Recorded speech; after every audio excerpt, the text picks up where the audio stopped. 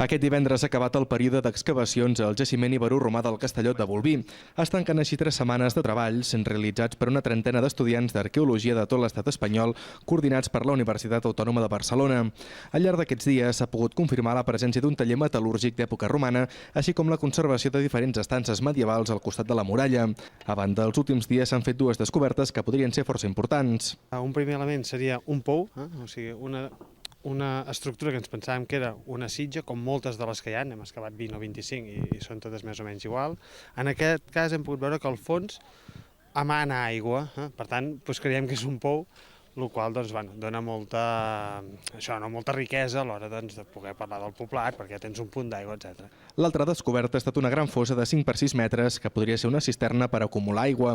Des de l'Ajuntament de Bolví, mentrestant, es mostren molt satisfets de com avancen els treballs al jaciment.